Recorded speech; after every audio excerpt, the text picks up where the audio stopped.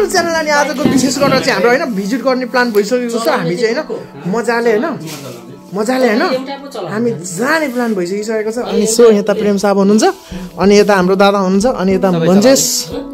so हामी भनेको चाहिँ अब लाग्न लागिरहेको छौँ है त एकदम लागिसक्नु भएको छ अनि मेरो हेलमेट चाहिँ इधरपट्टि हाँसिरहेको छ हेलमेट पनि किच्च किच्च होइन अनि यता हाँसिरहनु यता मन्जेस हाँसिरहेको छ मतलब सबै हाँसिरहेको छौँ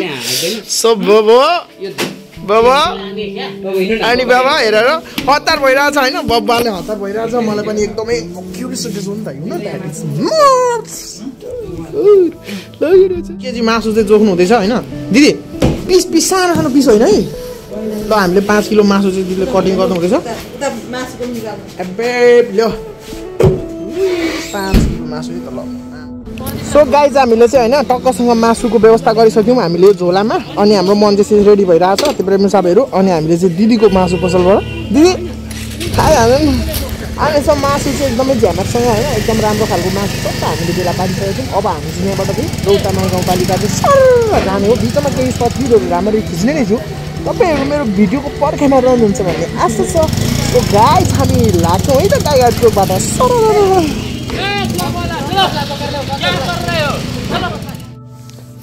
सो गाइज अलिकति मासतिर चाहिँ आइसकेको छौँ होइन अलिकति मासतिर त्यही मासतिर आयौँ हामी चाहिँ गाईघाटको डाँडातिर यहाँबाट चाहिँ लगभग ओह्रालो मात्रै देखिन्छ होइन तलतिर मात्रै देखिन्छ अनि हाम्रो हल्लाचारीहरू आउँदै हुन्छ just I waiting for you है देखाउँदै हाल्छ धेरै ठाउँ लोकेसन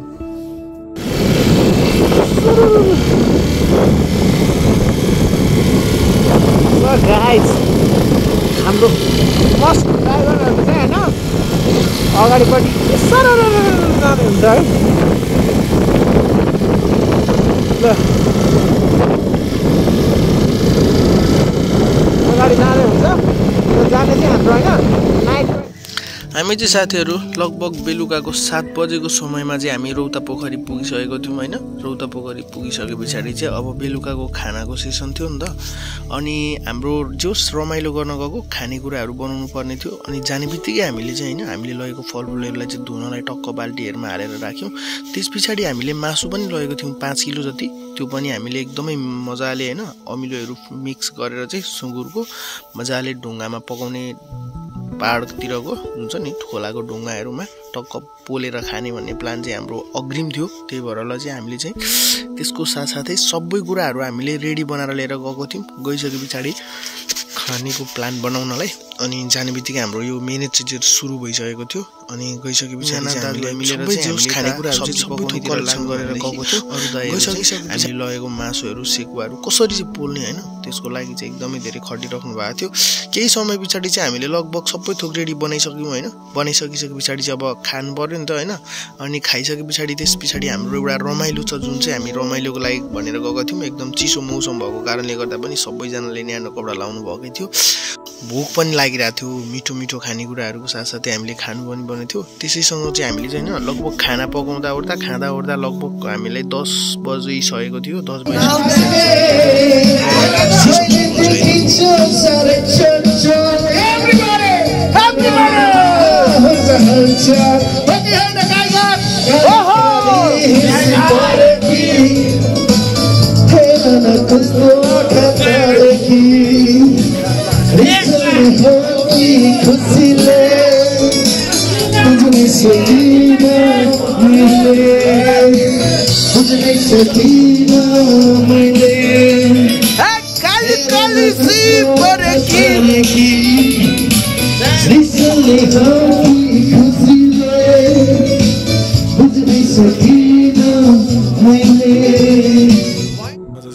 सुबह बिहानै उठेर टक्कसँग कपडाहरू लगाएर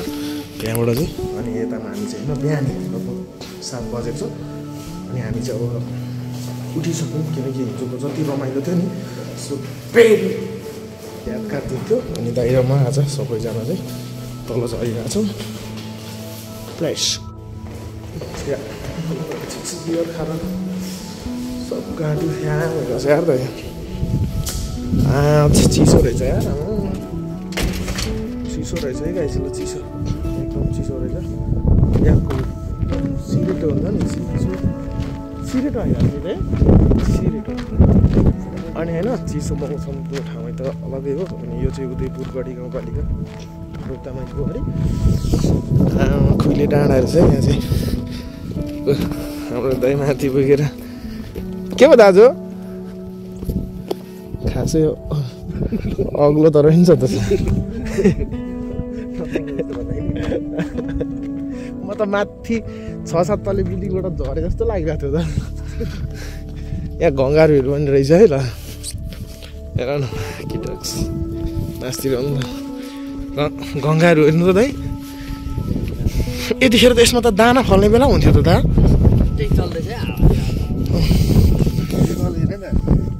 मेरो त नि दाइ दादा होइन त्यो घाँटी पुरै चिराएर चर्र भइरहेको छ पो त म त खाइसकेर कतिखेर साथी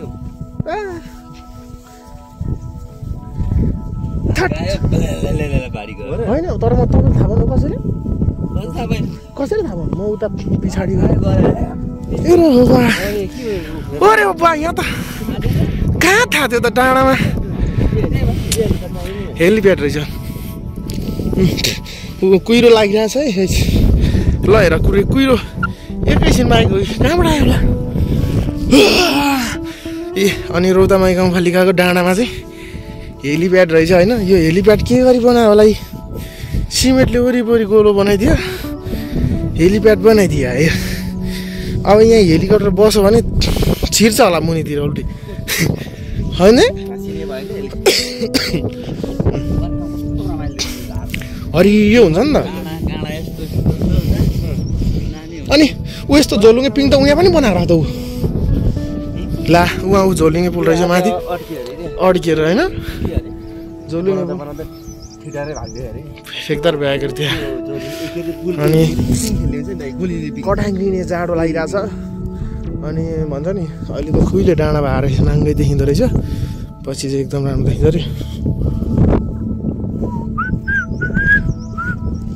माथि ए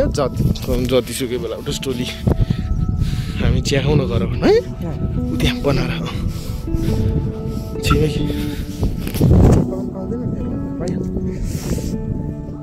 पाइप कक्रिरहेको रहेछ म त यस्तो चलाएको अहिले त तातो पानी आउनु पर्ने दिउँसोभरि चलिरहेको रहेछ यो पानी नि कक्रेको रहेछ मलाई त पिउँदाखेरि पनि घाँटी होइन भित्र आन्द्रा समेत यहाँनिर एकदम चिसो भएको मौसमले गर्दा पनि टक्क हामीले चाहिँ चिया बनाइसकेको छौँ चिया चाहिँ सुरुप खाँदै दाइहरूसँग एकदम होइन बिहानीको हाम्रो चाहिँ टक्क जाने भए जाऊ ए अन्त नलगाऊ के भयो तपाईँको उदाहरण उता ट्याक्क होइन सुरुप उसै लागेर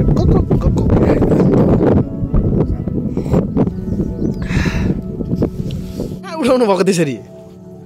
आमा भालेर आज कति केजी गऱ्यो दादा 4 केजी एकछिन है भाले देखाउनु आज दाइको भाले सो गाइज आजको होइन आजको चिसोको लागि चाहिँ बेस्ट पावर अफ की भनेको यही नै हो आजको चाहिँ हाम्रो यो भिजिट गरेको घुमाइको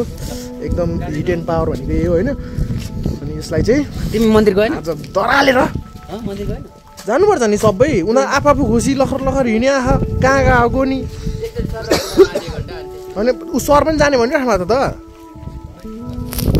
याद तेरिका जाने होइन म पनि जानु छ है दाइ मलाई त काट्न पनि आउनु फेरि यो के गर्नु है अब समातिदिनु त छि के समातिदिनु त छि कसले बनाउँछ यसलाई 4 केजीको भाले ल्याएर भाले त बडो तगडा छ चिसो भुइँमा त कक्रिन्छ होला यो अगाडिदार ल डाँडामा चाहिँ दाइ भाइले एकदम राम्रो फोटो खिचिरहेको छु अनि स्विट फोटोज अनि यादगार तस्विरहरूको लागि त केही मिहिनेत गर्नुपर्छ अनि यता हाम्रो दाइहरू चाहिँ मासु पकाउनुमा एकदम भिड भइरहेको दाजु अनि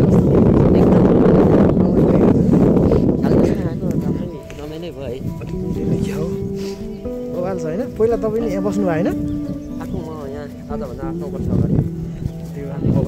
यो डाँडामा मैले फोटो खिचेको यो डाँडामा ग्रुपिङ फोटो खिचेको त्यो यो फल त्यो अघि खिच्नुभयो त्यहाँ फोटो यहाँ के भन्छ यो अहिले कुहिरो नखोलेर हो कि नत्र भने हिमालदेखि त एकदम ल यहीँ बस्नु